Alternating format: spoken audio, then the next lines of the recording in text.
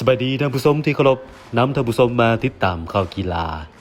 สหพันธ์กีฬาดึงเสือกแห่งชาติลาวตั้งเป้าจะขยายนักกีฬาโดยการเข้าสู่สถาบันการศึกษา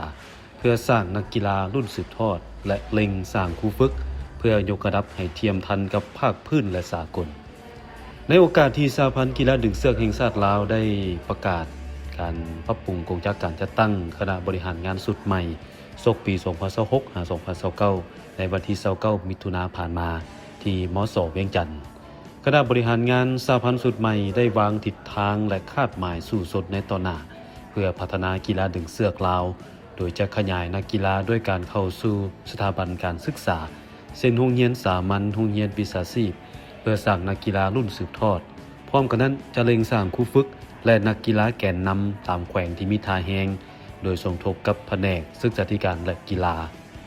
เพิ่มทวีการหันกีฬาดึงเสือกให้เป็นกิจกรรมประจำปีในทุกโรงเรียนและชุมชนสร้างโอกาสยกระดับบุคลากรและซอกหาแหล่งทุนจากภาคส่วนต่างๆเพื่อจัดการแข่งขันภายในให้หลากหลาย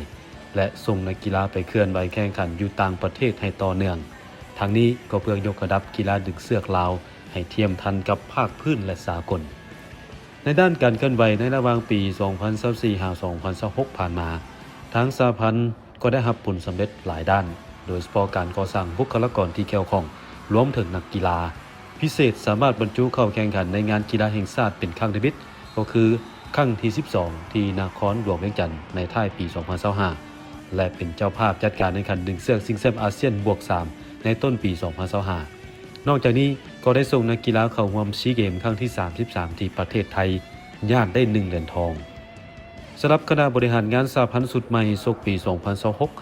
2026-2029 ได้แต่งตั้งท่านอรุณแก้วกิตติคุณเป็นประธานอีก1สมัยมีห้องประธาน5ท่าน